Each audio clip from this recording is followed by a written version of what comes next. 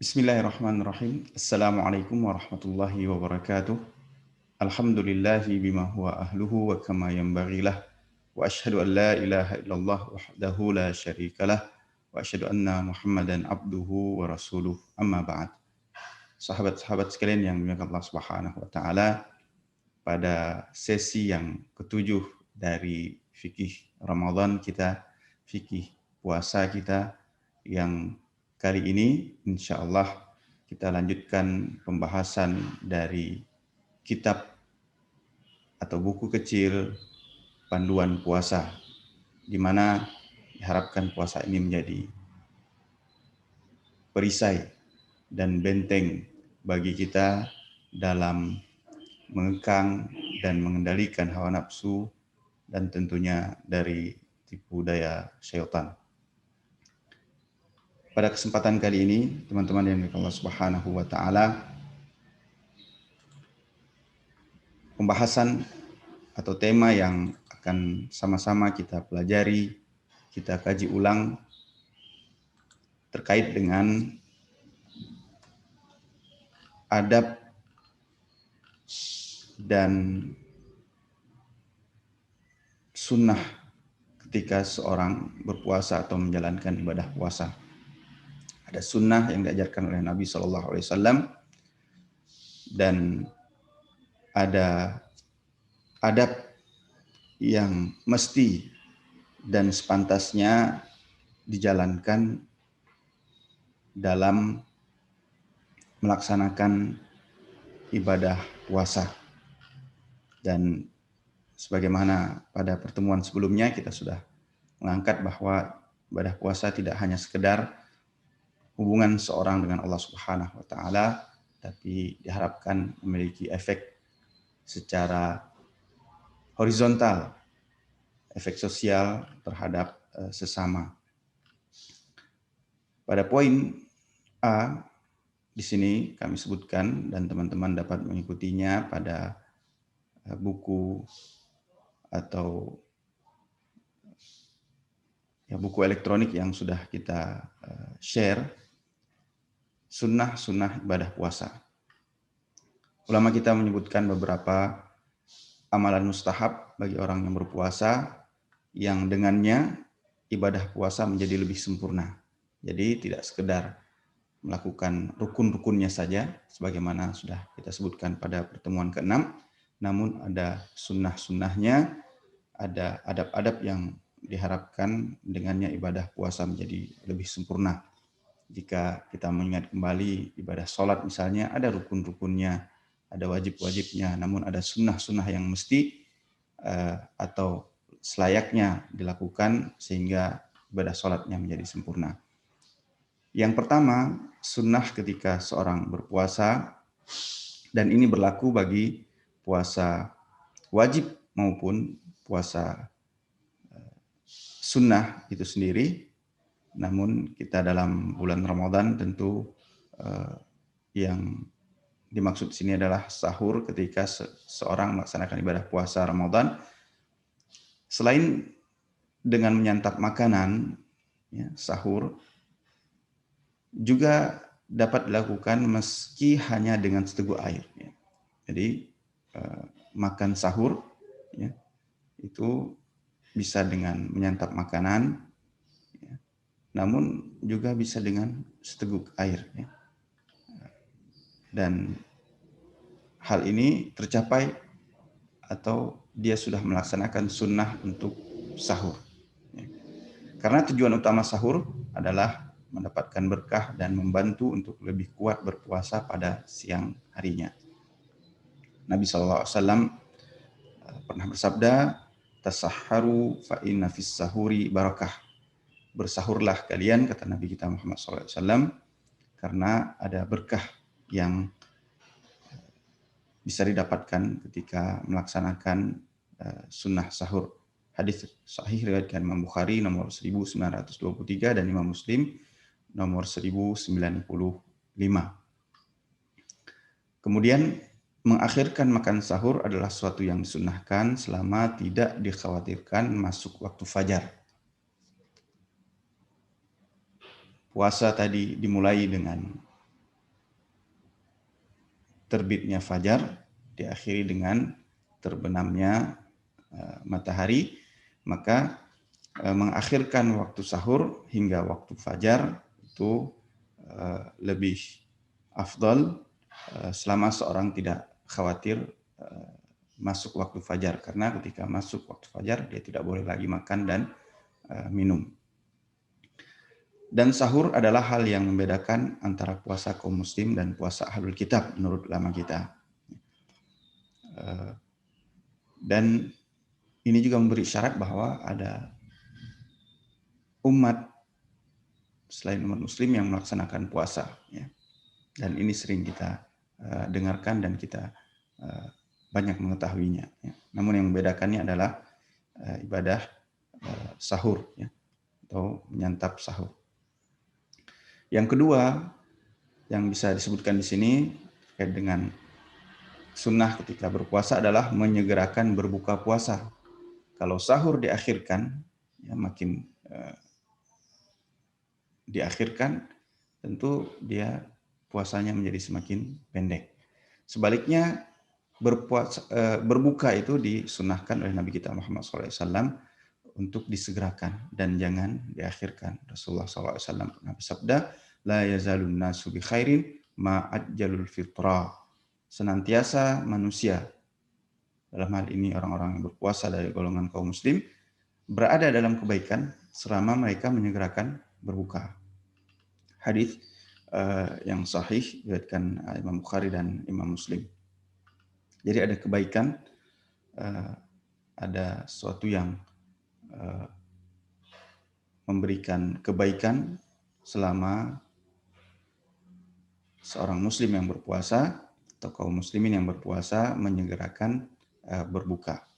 Dalam riwayat yang lain dari Abu Hurairah radhiyallahu taala anhu, beliau menyebutkan dengan lafalnya adalah yang artinya adalah eksistensi ad-din Islam, ya. Eksisnya suatu agama atau agama Islam ini akan terus kokoh selama mereka umat muslim menyegerakan berbuka. Ini menunjukkan amalan yang kecil akan tapi memberikan efek yang besar, yaitu eksistensinya agama yang mulia ini. Mengapa? Karena konsisten terhadap ajaran dan nilai-nilai syariat menjadikan agama yang mulia ini tetap eksis. Hal yang sederhana, menyegerakan berbuka, namun ketika itu dijaga, maka ajaran Islam dan nilai-nilai syariat menjadikan agama yang mulia ini tetap eksis. Kemudian konsekuensi dari eksistensi ad-dinul Islam, kata ulama kita, adalah terwujudnya kebaikan. Karena Islam adalah rahmatan lil alamin. Seorang menyegerakan berbuka selain bentuk dari ketaatannya kepada Rasulullah SAW dan kesesuaian dengan sunnah beliau, dan juga menjadi simbol perbedaan dengan kaum ahlul kitab dari golongan Yahudi dan Nasrani yang mengakhirkan berbuka hingga terbitnya bintang-bintang di malam hari, ya. Sebagaimana disebutkan Ibnu Hajar. Hadisnya diriwayatkan Ibnu Hibban, dan selain beliau ada Imam Tabrani dan Imam Al-Baihaqi juga meriwayatkan bagaimana Nabi SAW melarang untuk mengakhirkan berbuka hingga terbitnya bintang-bintang di malam hari. Maksudnya terbit bintang, kata ulama kita, adalah sampai waktu Isya, karena waktu berbuka yang sunnah adalah ketika terbenamnya matahari atau ketika sholat maghrib, ya. Kalau bintang sudah terbit, maka itu bermakna masuknya sholat Isya. Kemudian selain sunnah tersebut, ada satu adab yang mesti dan selalu diingatkan ulama kita, yaitu menahan lisan dan anggota tubuh dari perkataan yang sia-sia dan perbuatan yang tidak bermanfaat. Perkataan yang sia-sia dan perbuatan yang tidak bermanfaat. Meskipun perkataan dan perbuatan itu tidak ada dosa di dalamnya. Jadi, terkadang perkataan tidak ada dosa, namun dihindari ketika berpuasa, dan diharapkan setelah berpuasa juga terbiasa melakukannya, maka ini termasuk adab yang mesti dijaga ketika berpuasa. Sedangkan perkataan dan perbuatan haram, ya, kalau yang tidak berdosa saja dihindari, maka yang haram seperti dusta, ghibah, namimah adalah terlarang di setiap waktu. Puasa atau tidak puasa dia terlarang. Dan terkhusus pada bulan Ramadan, bulan yang dicintai oleh Allah Subhanahu wa taala. Nabi SAW pernah bersabda, "Man lam yada' qaula zur wal 'amala bihi, falaysa lillahi hajatun an yada'a ta'amahu wa syarabahu." Barang siapa atau siapa yang tidak meninggalkan perkataan dusta dan perbuatan dusta yang tidak sesuai dengan kebenaran tentunya, maka Allah Ta'ala tidak butuh orang itu meninggalkan makan dan minumnya. Tidak butuh dengan puasa orang tersebut. Dalam hadis lain, sallallahu alaihi wasallam bersabda, ya rubba sha'imin. Berapa banyak orang yang berpuasa, dia tidak mendapatkan bagian dari puasanya, melainkan lapar dan dahaga saja. Ini suatu berita, namun sekaligus larangan, ya, ancaman bagaimana puasa menjadi sia-sia jika tidak dibarengi dengan adab yang baik dalam berpuasa. Kemudian yang keempat, ya, ada beberapa ibadah sunnah juga yang dicontohkan oleh Nabi kita Muhammad SAW pada bulan Ramadan, dan bimbingan beliau dalam melalui hari-hari penuh barakah tersebut adalah dengan memperbanyak ibadah pada Allah Subhanahu wa taala. Beberapa ibadah yang ditekankan dan disunahkan pada bulan Ramadan diantaranya tilawah Al-Qur'an. Dalam beberapa hadis disebutkan bagaimana malaikat Jibril alaihissalam membacakan memudarasah, ya, ayat-ayat Al-Qur'an kepada Nabi SAW. Demikian pun sebaliknya, Nabi membacakan kepada Jibril, dan ini dilakukan pada setiap malam bulan Ramadan, ya, hingga berakhirnya bulan Ramadan tersebut. Kemudian bersedekah, ya. Nabi SAW bersedekah dan berbuat ihsan, ya. Berbuat ihsan. Rasulullah SAW ya bersedekah tentunya dengan harta. Kalau berbuat ihsan mungkin bisa dengan tenaga, pikiran, dan yang sebagainya. Sebagaimana diketahui, Rasulullah SAW adalah pribadi yang dermawan, namun kedermawanan beliau itu bertambah dan meningkat ketika bulan Ramadan. Abdullah bin Abbas radhiyallahu taala anhuma pernah berkata, "Kana Nabi sallallahu alaihi wasallam ajwadun nasi bil khair wa ajwadu ma yakunu fi syahri Ramadan.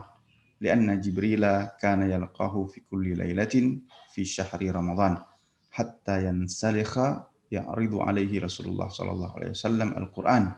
Fa idza laqiyahu Jibril kana ajwadun nas kana ajwada bil khairi min rihil mursalah." Nabi SAW adalah orang yang paling ringan untuk berbuat kebaikan dan paling dermawan pada bulan Ramadan, kata Ibnu Abbas. Sebab pada bulan Ramadan itu Jibril menemui Nabi SAW pada setiap malamnya, setiap malam bertemu dengan Nabi SAW dan menemui beliau.